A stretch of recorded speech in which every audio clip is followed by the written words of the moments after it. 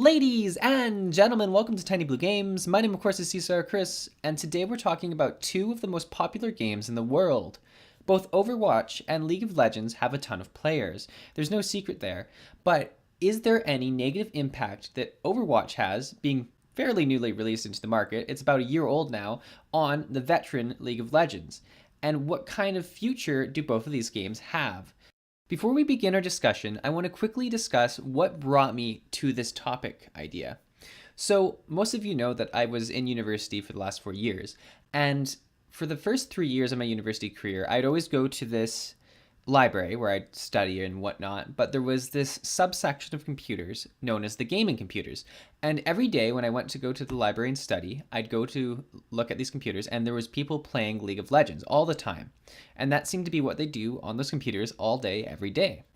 And then for my final year of university in 2016, I would go back to the same library and continue doing my studying. I was almost done, very excited. But the thing that had changed is that people playing on these computers were playing Overwatch. Almost 100% of the computers were being used for Overwatch instead of League of Legends. And I thought maybe this was just because it launched, but throughout the entire year, I saw very little League of Legends and a lot of Overwatch. So that made me start to think, is Overwatch gonna do something to League of Legends? Is Overwatch going to kill League of Legends? Now, I know that's a bit of crazy talk. It's going to take a lot to kill League of Legends, and I don't think it's ever going to die.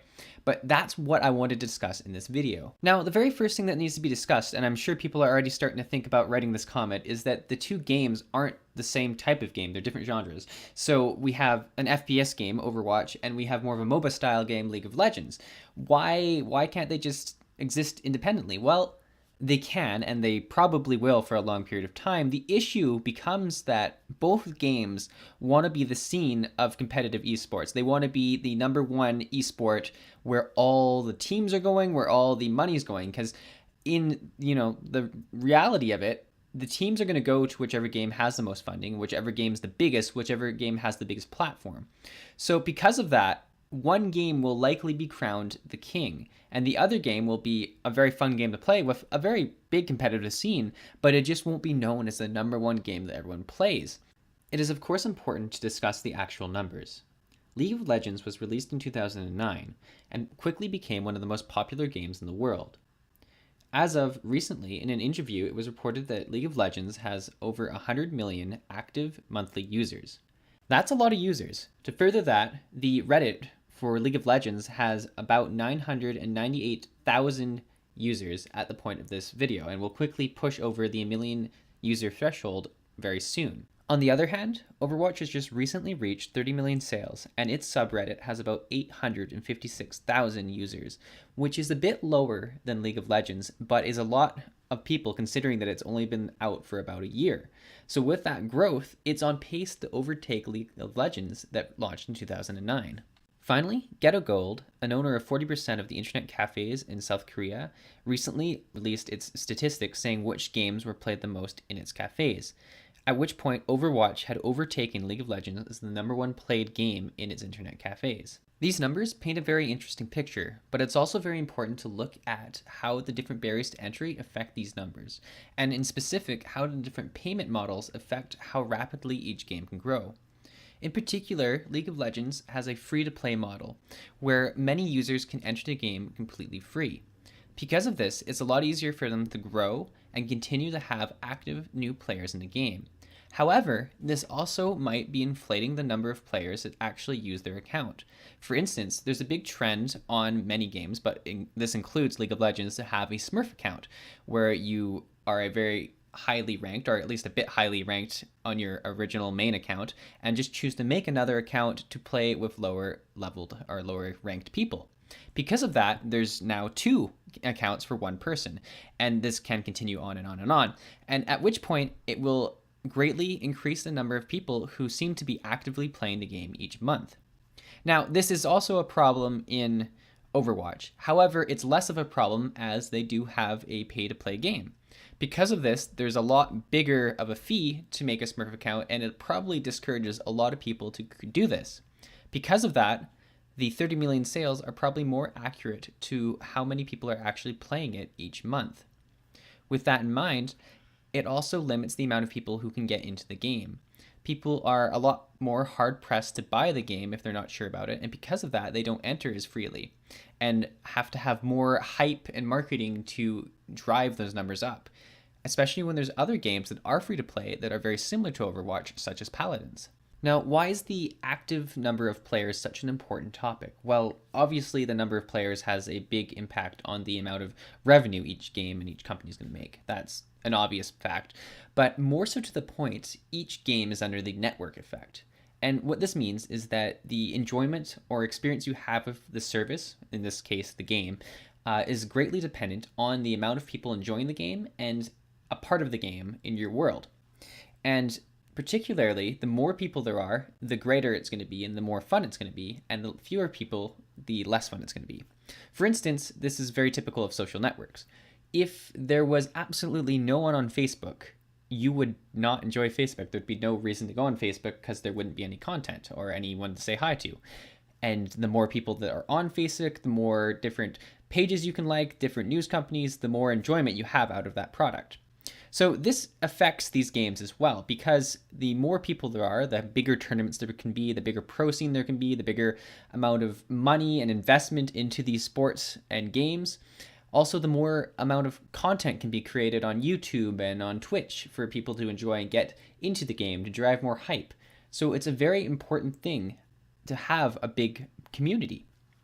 Now, the issue with this is if one of the games passes a tilting point where they have such a large community that the other game can't compete, it's going to really hurt the other game. And if people from League of Legends, let's say, start flowing into Overwatch, and at a certain point, the community of League of Legends starts to notice how small their community is now, the game feels dead, as it's been said for other games, people start panicking and leaving the community even faster. And then there's less content, less things to do, and people keep on leaving and leaving and leaving. And it just makes a terrible cycle where the community keeps shrinking itself. And this is really what happened, and I don't know if anyone knows this game, happened to WildStar. The community became so small that the population was actually hurting the gameplay. And because of that, the population was hurting its own population because people wanted to join the game, they enjoyed the game, but they didn't because the population was so small. So this is something that can kill games and that developers need to be aware of. Now, we're very far away from that in either of these two games. However, it will be interesting to see if one of the games will be able to do this to the other game in the future. This brings us to one of the most important topics of this video, and that is future content, because the main reason that anyone continues to play a game or enjoys a game is the idea of what's going to be dropped into the game, what future content's coming, what things they can look forward to. We're very interesting people as we do enjoy the game that we're playing right now, but we're always looking for how it's going to improve and sort of hyping ourselves up for what could come next. Now, both games have very different and similar aspects in this regards.